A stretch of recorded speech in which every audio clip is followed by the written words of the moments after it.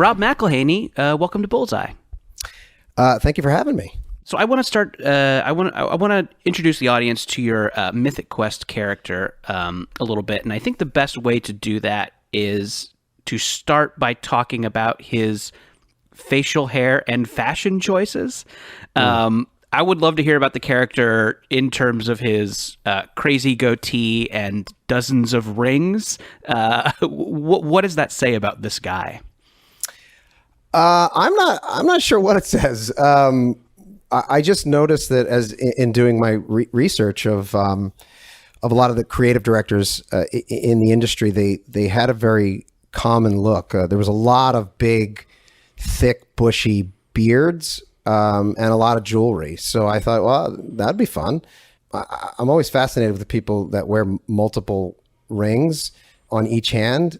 I just think it's a very specific fashion choice, and it's something that, it's like your wedding ring you put on and you kind of keep on, and you don't really think about it. But the idea that I don't think people sleep with all those rings on. So I like the idea of thinking about those moments after they've taken a shower and they're getting ready for work, and they decide to put on 15 to 16 rings in the morning. I'd like to know what's going through their head as they're doing it, because I find it fascinating.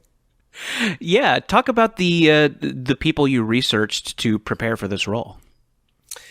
Well, it started when I went up to Ubisoft, which is one of the biggest game developers in the world, and they have a development studio up in Montreal. And to be honest with you, I wasn't 100% convinced that I wanted to do a series that took place in that world. They actually approached me because they were fans of Sunny, and they said, "Hey, we're looking to do something in this space. Would you be interested?" And I said no, actually, and I kind of passed. And then they said, well, look, will you just take a trip with us up to the studio and meet some of the people, because it's a really fascinating workplace environment. And when I did, and I got up there, I think it was about 15 minutes into the tour, where I excused myself and I called Charlie and I said, hey, I think we have a show, because it's just a fascinating environment. What did you see in those first 15 minutes that said, we can make a comedy from a workplace where people are mainly sitting at computer terminals? Well, I saw passionate people, number one, and people who really, really cared about what they were doing.